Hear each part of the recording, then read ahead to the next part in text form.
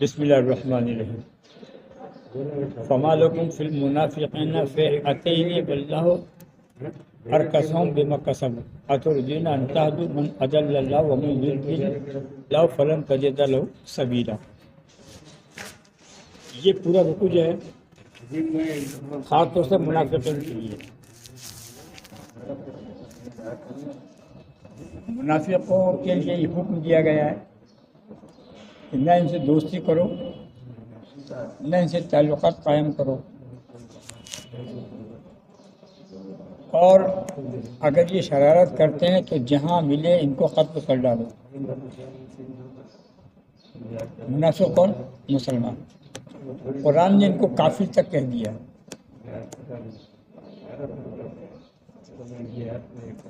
تو تمہیں کیا ہوا کہ منافقوں کے بارے میں وہ دو فریق ہو گئے، دو گروپ بن گئے.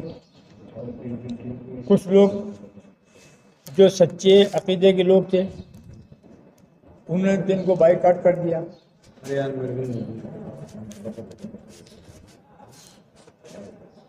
کیونکہ ان کا نفاق کھل گیا، حضور نے ان کو آگاہ کر دیا، تو وہ لوگ تو بالکل ایک طرف ہو گئے کہ ان سے تعلقات یہ رکھنا. ایک گروہ وہ تھا جو صلح کلی والا تھا، وہی سوچتے چلو ٹھیک ہے یار ان سے غلطی ہو جاتی ہے، اللہ گھٹاؤ ان سے معاف، چلنے درگزر کرتے رہنا. قرآن نے ایسے لوگوں کو خبردار کیا، کہا کہ تم دو گروپ کیوں ہو گئے؟ یہ منافق تو کافر ہو ہی گئے، اور اگر تم ان کی طرفداری کرو گے یا ان کے فیور میں بات کرو گے یا ان کو سمجھنے سمجھانے کی کوشش کرو گے تو یہ چاہتے کہ تم بھی کافر ہو جاؤ، ہے نا. وہ اس طرح سے قرآن نے اس کو بیان کیا. تمہیں کیا ہوا کہ منافقوں کے بارے میں دو فریق ہو گئے، دو گروہ میں بٹ گئے. تم واللہ ارکسہم بما کسبوا، اللہ نے تو انہیں اوندھا کر دیا الٹا دین سے، اسلام سے پھیر دیا. بھئی مسلمان تو ہو اور مسلمان سے کام نہیں کر رہے ہو. منافق کرتے کہ لگائی بجائی کرتے تھے، ادھر کی سن کے گئے ادھر جا کے لگا دیا. یہاں میں جا رہے تھے وہ جا کے مخالف ہو گئے. آپ آج مسلمان کے شیوا طریقہ مسلمان کا، یہاں کچھ بات کر رہے ہیں وہاں کچھ بات کر رہے ہیں. ہم کیا ہوئے؟ آپ کا مجھے کہ آپ کی بات کر لی، میرا مجھے کہ میری بات کر لی، تو کون ہوئے؟ آپ میرے بارے میں غلط سوچنا، میں آپ کے بارے میں غلط سوچ رہا ہوں، وہ کام کر گیا اپنا. تو قرآن کہتا ہے کہ تم دو گروہ کیوں ہو گئے؟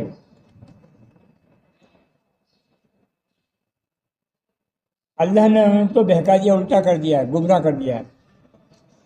ان کے کوتکوں کے سبب کیا یہ چاہتے ہو کہ اسے راہ دکھائے جسے اللہ نے گمراہ کر دیا؟ تم ان کو سمجھا بجھا کے چاہتے ہو کیا کہ راہ دکھائے اللہ نے؟ جن کو گمراہ کون ہوتا ہے؟ بات یاد رکھو، جو شخص اپنی طاقت کے مطابق اتباع سنت کا پیکر نہ ہو وہ منافق ہے، وہ گمراہ ہے. اپنی طاقت کے مطابق جتنی سنتوں پہ آپ عمل کر سکتے ہو، جو خاص سنتیں ہیں، سلام ہے، اخلاق ہے، جو ہم کر سکتے ہیں. یہ پہننا اوڑھنا کرنا تو بس الگ چیزیں ہیں. وہ سنتیں ہیں جن کی وجہ سے آپ کے دل آپس میں مل سکتے ہیں، آپ کا دل دین کی طرف مائل ہو سکتا ہے، آپ کو لوگوں کی خدمت کرنے کا جذبہ پیدا ہوتا ہے. جو تعلیمات حضور نے دی ہے وہ اچھی تعلیمات جن کے اندر انسانی بھلائی رواداری کا سبق ملتا ہے، وہ سنتیں اگر آپ اپناتے وہ لازمی بھی ہمارے لیے. باقی چھوڑ دو، بہت حضور کی پوری زندگی اپناؤ تو سنت ادا نہیں کر سکتے. حتی الامکان کوشش کرے آدمی کہ ان کو اپنائے. آپ اپنا تو رہے ہی نہیں ہو، اس کے اگینسٹ جا رہے ہو، پھر کہتے ہم تو مسلمان ہیں. ہم تو ہماری کیٹیگری کیا ہے؟ کلمہ تو منافق بھی پڑھتے تھے، نماز تو منافق بھی پڑھتے تھے، روزہ تو منافق بھی رکھتے تھے، حج تو منافق بھی کرتے تھے. پھر قرآن نے کافر کو کہہ دیا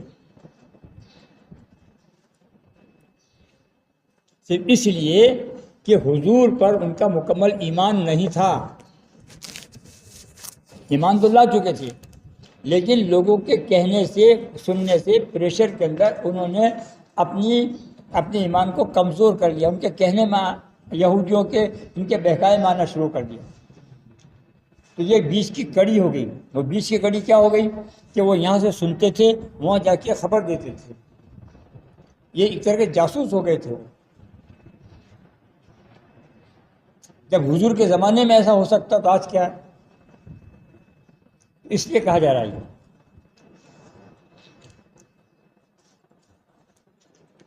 ان کے کوتکوں کے سبب کیا چاہتے ہو کہ تم انہیں راستے پر لے آؤ جسے اللہ نے گمراہ کر دیا؟ وَمَن يُضْلِلِ اللَّهُ فَلَن تَجِدَ لَهُ سَبِيلًا، جس کو اللہ گمراہ کر دے اس کو راستے پر لا نہیں سکتا۔ ایمان کا تعلق دل سے ہے، دماغ سے نہیں۔ ایمان کا تعلق دل سے ہے، دماغ سے نہیں۔ اگر دل سے تعلق ہے تو آپ وہ سب کچھ کر گزرو گے جو آپ کے بس میں ہے۔ بے خطر کود پڑا آتش نمرود میں عشق عقل کیا تسلیم، بے خطر کود پڑا آتش نمرود کیا تماشا لبے باما بھی شعر بھول گیا میں۔ تو عقل تو حیران تھی کہ یہ کیا ہوا، ابراہیم علیہ السلام آگ میں کود کیسے گئی؟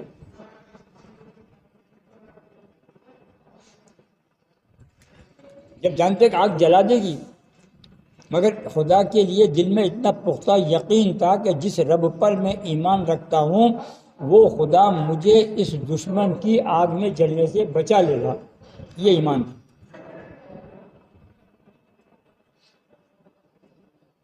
اور اس ایمان نے اس آگ کو گلزار کر دیا، جلنے سے آگ کی جلانے کی طاقت ختم ہو گئی۔ ہم جو زبان سے ایمان اختیار کرنا، یہ زبان کا ایمان مکمل، اس لیے تو ساری گڑبڑے کرتے ہیں۔ بارات میں بھی چلے جاتے ہیں، بیاہ شادی میں چلے جاتے ہیں، بڑی بڑی دعوتوں میں کھانے بھی چلے جاتے ہیں، ہم ہر جگہ چلے جاتے ہیں، کہاں سنت ہمارے پاس؟ ایک سنت نہیں ہے۔ جہاں آپ کو یہ کہا گیا ہے کہ لڑکی گھر پر دعوت میں نہیں جانا ہے، تو آپ کا نفس کیا کہہ رہا ہے آپ کو؟ ایک طرف حدیث کہہ رہی ہے، ایک طرف آپ جا رہے ہیں، اور حدیث روک رہی ہے، آپ جا رہے ہیں۔ تو آپ اپنے نفس کا کہنا مان رہے ہیں، حدیث کا مان رہے ہیں، سنت کا مان رہے ہیں۔ بہت ساری مثالیں ہیں۔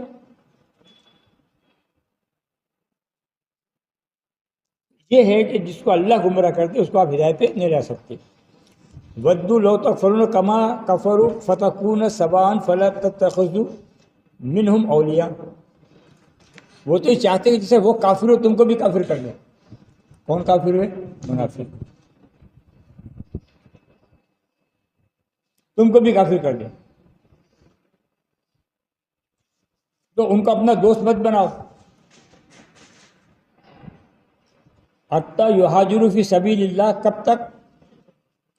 جب تک کہ وہ اللہ کے رسول کے فرمان کے مطابق اپنے گھروں سے ہجرت نہیں کرتے ہیں، اپنے گھر بار نہیں چھوڑتے ہیں۔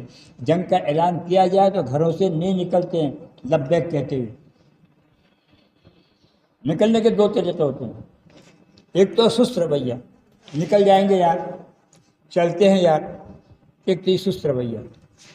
ایک ادھر آواز لگی ادھر دوڑ پڑے، تو مکمل ایمان کس کا ہوا؟ فوراً نکل جانے والے کا ایمان مکمل ہوا، اس کا دل سے ایمان ہے، اس کا ایمان کا تعلق دل سے ہے۔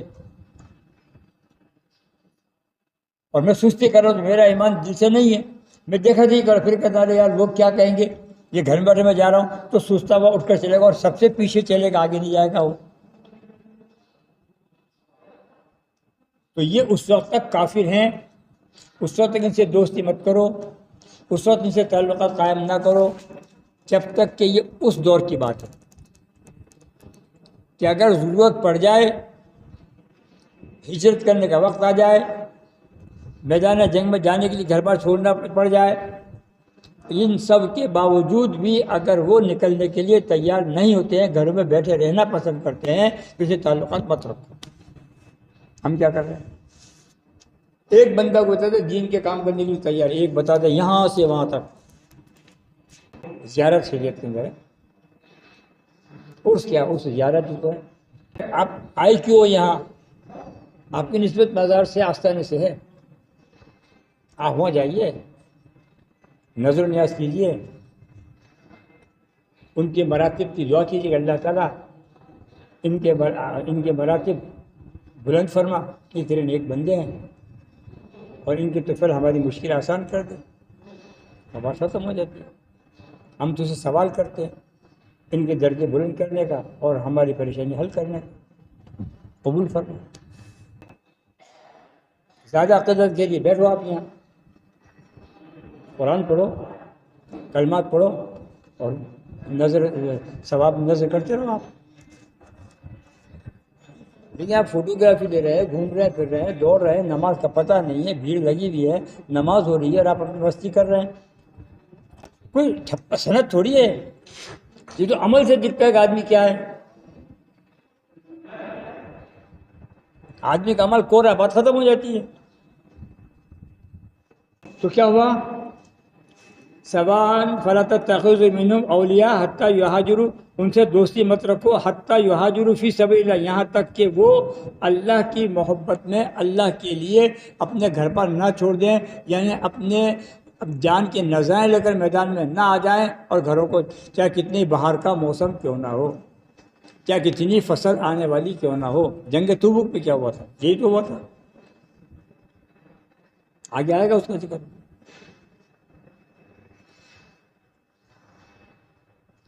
فَإِن تَوَلَّوْا فَخُذُوهُمْ وَاقْتُلُوهُمْ حَيْثُ وَجَدتُّمُوهُمْ وَلَا تَتَّخِذُوا مِنْهُمْ وَلِيًّا وَلَا نَصِيرًا، تو تم ان سے منہ پھیر لو۔ اے ایمان والو، محمد صلی اللہ علیہ وسلم سے جن لوگوں نے منہ پھیرا، منافقت اختیار کی، تم بھی ان سے منہ پھیر لو، ان سے تعلقات ختم کر دو، رشتے دوستیاں ختم کر دو۔ ہم اس کے الٹا کر رہے ہیں، اور کیا کرو؟ فَإِن تَوَلَّوْا، ان سے منہ پھیر لو، فَخُذُوهُمْ وَاقْتُلُوهُمْ حَيْثُ وَجَدتُّمُوهُمْ، انہیں پکڑو، گھروں سے نکالو، جہاں مل جائے قتل کر ڈالو۔ پڑھو ترجمہ۔ وَلَا تَتَّخِذُوا مِنْهُمْ وَلِيًّا وَلَا نَصِيرًا، ان میں سے کسی کو نہ تو دوست بناؤ اور نہ کسی کی مدد، نہ کسی کو اپنا مددگار بناؤ، نہ ان کی مدد کرو۔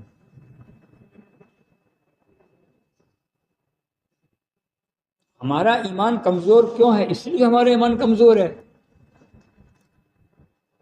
کہ ہم وہ نہیں کر رہے جو ہمیں کرنا چاہیے، ہم وہ کر رہے ہیں جو ہمیں نہیں کرنا چاہیے۔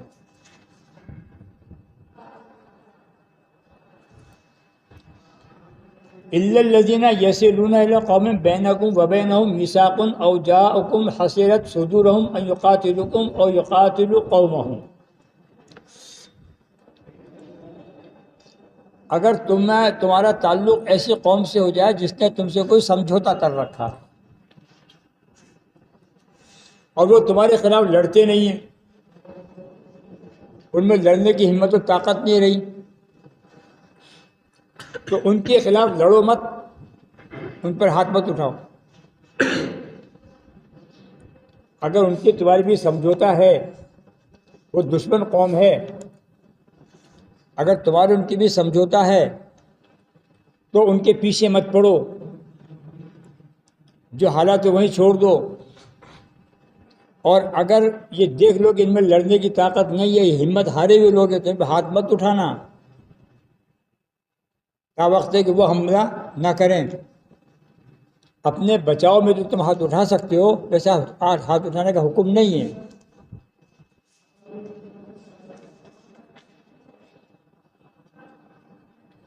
وَلَوْ شَاءَ اللَّهُ لَسَلَّطَهُمْ عَلَيْكُمْ فَاقْتُلُوكُمْ، اللہ چاہتا تو تمہیں ضرور ان پر قابو دے دیتا، مگر چونکہ وہ سمجھوتے میں ہیں، تمہارے کمزور پڑ چکے ہیں، اس لیے ان سے لڑنے کی اب ضرورت نہیں ہے۔ یہودی، کوئی بھی قوم، کوئی بھی فریق، چاہے وہ منافق ہو، چاہے وہ مشرک ہو، چاہے وہ کافر ہو، کوئی بھی ہو جو آپ پر ہاتھ ڈالنا چاہتا ہے، کیونکہ بہت سے قبائل نے سمجھوتا کر لیا تھا، کہ صاحب ہم ان سے یہ سمجھوتا کہ اگر ہماری کسی سے جنگ ہوتی ہے تو نہ تم ادھر بولو گے نہ ہماری طرف بولو، ہماری مدد بھی نہیں کرو گے اور ان کی مدد بھی نہیں کرو گے۔ مشرقین مکہ اور مدینہ والوں کے بیچ میں مسلمان یہودی ہوں، عیسائی ہوں، مشرک ہوں، یہ مدنی صورت ہے۔ قبیلہ بنی غطفان ہو، مدینے کے آس پاس کے بہت سارے قبیلہ بنی غطفان تو بڑے لالچی لوگ تھے، جنگ کے عہد میں یہ تو آگے تھے سمٹ کر کے۔ یہودیوں کے بہکاوے میں مکے کے قریشیوں نے کیا کیا تھا کہ پہلے تو اپنی طرف سے تو آئی گئے تھے، اس طرف مدینے کے آس پاس کے جتنے بھی قبیلے سب سے گھومے اور گھوم کر سب کو تیار کیا کہ سب ان کے خلاف لڑو، تو انہوں نے مدینے پہ قبضہ کر لیا۔ ایک طرف سے یہود آ گئے، ایک طرف سے قریش آ گئے، ایک طرف سے بنو غطفان کے دوسرے قبیلے آ گئے، اور ایک طرف پہاڑی آ گئی مدینے کی، گرجا مدینہ۔ اب کہاں جائیں؟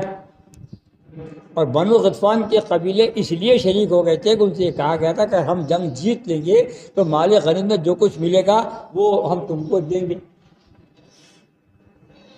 اب وہ مدینے کا محاصرہ بہت لمبا ہو گیا، جنگ ختم نہیں ہوتی تھی۔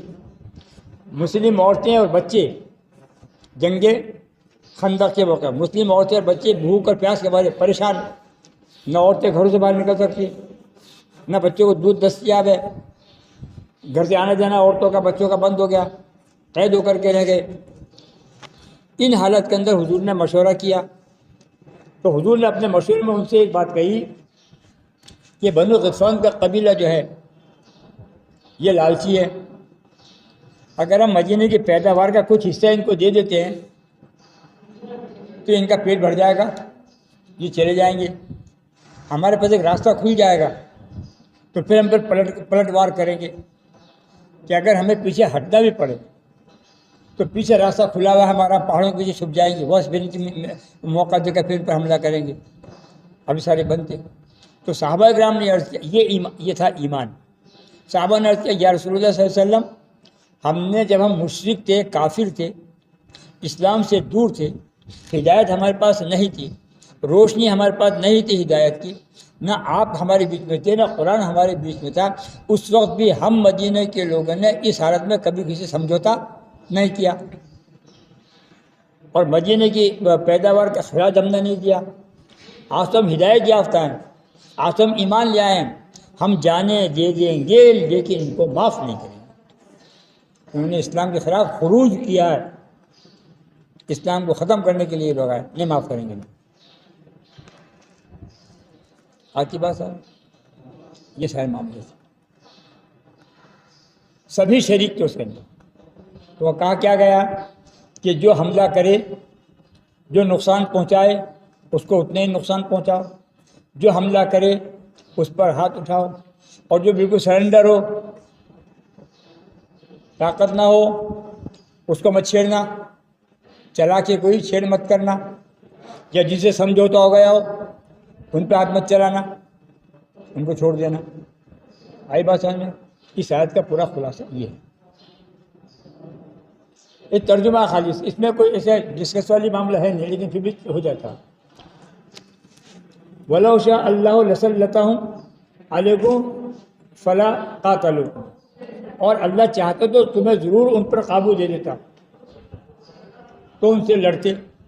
جب اللہ نے ہاتھ روک دیے تو تم بھی ہاتھ روک دو۔ فَإِنْ اعْتَزَلُوكُمْ فَلْيُقَاتِلُوكُمْ وَأَلْقُوا إِلَيْكُمُ السَّلَامَ، پھر اگر وہ تم سے کنارہ کریں، لڑنے سے بچیں، اور تم سے نہ لڑیں اور صلح کا پیغام دیں تو سمجھوتا کر لو۔ کمزور پر ہاتھ اٹھانے کے لیے اسلام نے منع کیا، جسے سمجھوتا ہو اس کے خلاف سازش کرنے کے لیے اسلام نے منع کیا۔ جو لوگ ظالم ہیں، غاصب ہیں، ان کے خلاف کھڑے ہو جانے کے لیے اسلام نے اجازت دی۔ اگر ہمارے پاس آج ایمان ہو تو یہ بونڈر کھڑا نہیں ہو سکتا جو آج ہندوستان میں چل رہا۔ ہم دب اس لیے گئے کہ ہمارے پاس طاقت نہیں۔ ایمان والوں کو ہتھیار کی ضرورت نہیں پڑتی، جب لوگ اسباب کو ڈھونڈتے ہیں تو اللہ مدد نہیں کرتا. اللہ مدد کرتا ہے جب بندے کا بھروسہ مسبب الاسباب پر ہو. مسبب الاسباب اللہ ہے، مطلب اللہ اسباب پیدا کرتا ہے، اللہ ذریعہ پیدا کرتا ہے، اللہ وسیلہ پیدا کرتا ہے، اللہ ریزنز بناتا ہے کہ اس طریقے سے کرو گے تو یہ راستے نکل جایا کرتا ہے. تب جب ہمارا بھروسہ اس پر ہو. اس لیے کہا جا رہا ہے کہ اگر تم سے لڑتے ہیں، اگر وہ بے شک وہ تم سے لڑے تو لڑو، پھر اگر تم سے کنارہ کریں تو رک جاؤ، سمجھوتا کریں، صلح کا پیغام دیں تو مان لو، ہتھیار ڈال دیں تم بھی ڈال دو، ختم کر دو معاملہ. فَمَا جَعَلَ اللَّهُ عَلَيْكُمْ عَلَيْهِمْ سَبِيلًا، اور راستہ مت ڈھونڈو ان پر وار کرنے کا، بہانہ مت ڈھونڈو. کوئی بہانہ مت ڈھونڈو، کیا موقع یا دبے دبائیں اس وقت کر دو کام اپنا، شب خون ہی مار دو. رات کو سوتے پہ شب خون کہتے ہیں رات کو حملہ کرنے کو، جب یہ سو رہو بے خبر کر دو حملہ، کچل ڈالو. اس کی اجازت اسلام نہیں دیتا. ستجدون آخرین یریدون ان یأمنوکم ویأمنوا قومہم، کچھ اور تم اسے ایسے پاؤ گے جو چاہتے ہیں کہ تم سے بھی امان میں رہیں اور اپنی قوم سے. کچھ لوگ ایسے ہیں کمزور قسم کے جو جھگڑا تو نہیں چاہتے، مگر چاہتی یہ ہے کہ تم سے بھی پناہ میں رہیں، تمہاری شرن میں بھی رہیں کہ بھئی ہمارا تمہارا سمجھوتا ہے، اور اپنی قوم سے بھی شرن میں رہیں، بیچ کے اندر ہیں. تو ایسے لوگوں پر ہاتھ چلانے کی کوشش مت کرو. اگر ایسے لوگ تمہاری شرن کے اندر ہیں اور اگر جن سے ان کا سمجھوتا ہے وہ اگر 10 طرح سے کرتے ہیں پھر ان کی مدد کرو.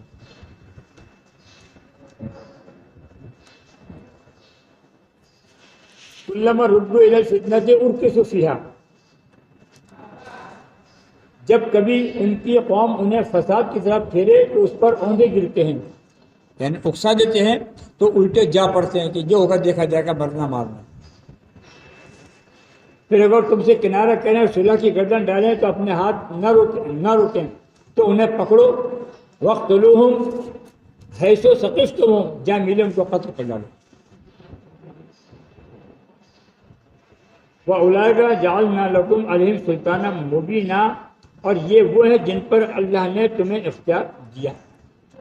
کیا اختیار دیا؟ اگر جنگ کرتے ہیں تو جنگ کرو، صلح کرتے ہیں صلح کرو. اپنی کمزوری کا احساس دلاتے تھے کہ ہم لڑنا نہیں چاہتے تو ہاتھ کھینچ لو، موقع مت دیکھو ان کے. لیکن اس کے باوجود بھی اگر وہ دست اندازی کرتے ہیں منافق لوگ تو پھر معاف مت کرو، چھوڑو مت، جہاں ملے پکڑو اور قتل کر دو. کس کی سزا یہ؟ ان لوگوں کی سزا جو منافق ہیں. ہمارے سماج میں ڈھونڈ کے دیکھو کتنے منافق ہیں. 99% ہم منافق ہیں.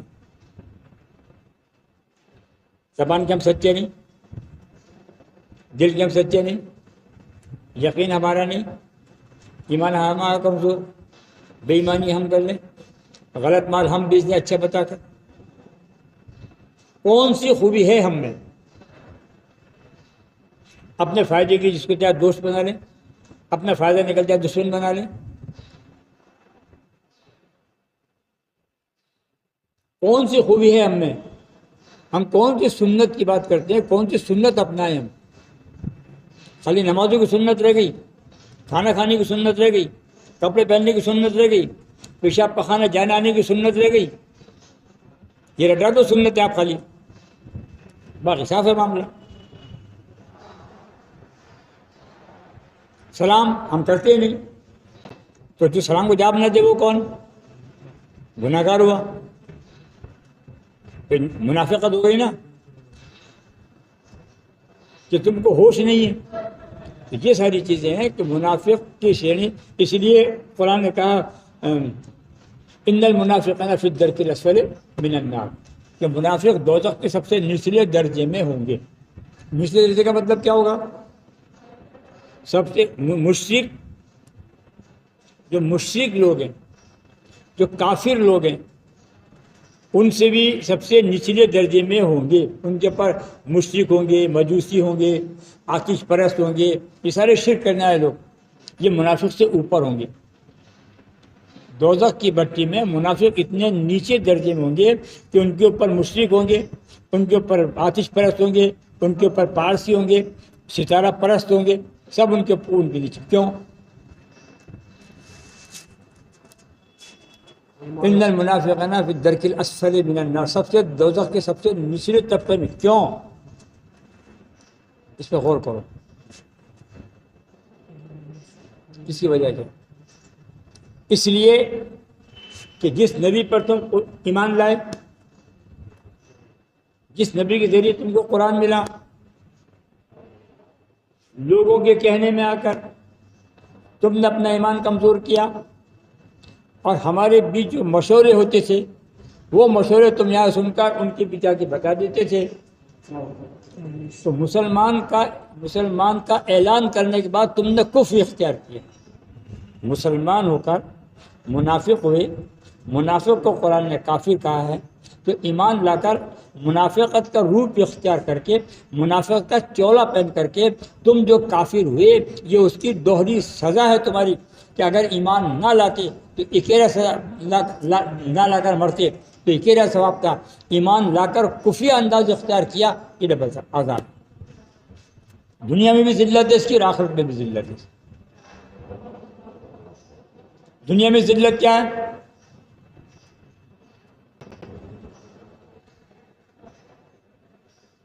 دنیا میں ذلت یہ ہے، میں کل سنتا تھا، اب کشمیری پنڈتوں کو اکسا رہے ہیں، تیار کر رہا، ان کے ایک جلوس آیا، وہ ایک تو کہہ رہا کھڑا، ایک وہ تلک دھاری کیا کہہ رہا، مجھے مسلمان سے دشمنی نہیں ہے، مجھے تو ان سے سیکولر لوگوں سے، سیکولر ہندوؤں سے دشمنی ہے کہ یہ مسلمانوں کو پال رہے ہیں۔ اتنی بھاشا کون بول سکتا ہے؟ 80 اور 20 کا جھگڑا ہے، کب بول سکتا ہے؟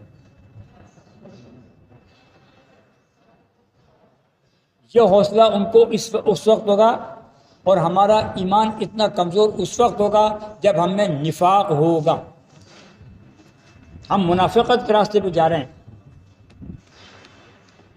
ہم امام بن جائیں، اللہ کو ہماری امامت کی ضرورت نہیں، ہم قرآن پڑھ لیں، ہم کو اللہ، ہمارے قرآن کی ضرورت اللہ کو نہیں، ہم مولوی بن جائیں، ہمارے مولوی بنی کہ اللہ کو ضرورت نہیں، ہم ہزاروں میلادیں پڑھ رہے ہیں، اللہ کو ہماری میلاد کی ضرورت نہیں، ہم کروڑوں قرآن خانے کروا دیں، اللہ کو ہمارے قرآن خانے کی ضرورت نہیں، ہم کروڑوں لاکھوں عرس بھروا رہے ہیں، اللہ کو ہماری اس کی ضرورت نہیں۔ اللہ تو یہ دیکھے گا کہ جس محبوب کو میں نے تمہارا نبی بنا کر کے بھیجا، اس سے تمہارا تعلق کیا ہے، اس سے تمہارا رشتہ کیا ہے، اس کی تعلیم پر کتنے کھرے ہو، اور وہ جو کتاب لایا اس سے تمہارا تعلق کیا ہے، اس کتاب سے تمہارا کیا تعلق ہے، وہ ثابت کرو آپ کو، اس سے رشتہ کیا ہے آپ کا۔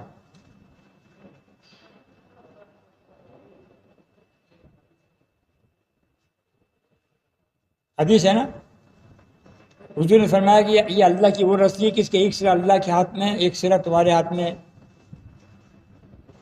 جب تک اس رسی کے سروں کو پکڑ رکھا ہے، اللہ تعالیٰ نے تمہیں تھام رکھا ہے، تمہاری مدد پر کھڑا ہے، اور جس دن تم نے رسی چھوڑ دی، سرا چھوڑ دیا، اس دن اللہ تعالیٰ تم سے مدد کا ہاتھ کھینچ لیا۔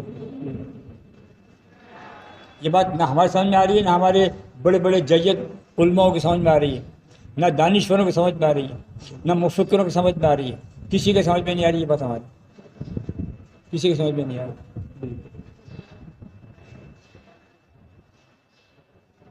سزا مل رہی ہے۔ عرب چین سے نہیں، دنیا عرب کو اٹھا کر دیکھ لو، وہ پاکستان کا مقصد کہ لا الہ الا اللہ، ان کی حالت دیکھ لو، آئے دن بغاوتیں ہیں۔ یہ کب ہوا تھا کہ مسلمان کے خون کا دشمن ہو جائے گا؟ آج دیکھو آپ کہ سارے کام نفاق کے ہیں، ہمارے نفاق کے۔ اور ایک بات بتائیے، اس دور کے منافق ہم سے زیادہ اچھے تھے. اب پوچھو کیوں؟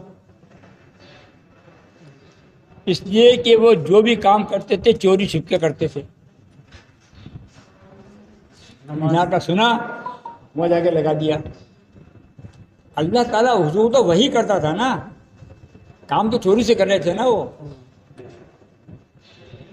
کس کو کیا پتہ چلے گا ہم کیا کر لیا یار؟ یہاں کی خبر جا کر پھوڑ دی، پکڑ گیا، اے کیا ہے؟ ارے میں تو مزاق کرنے گیا تھا ان سے یار.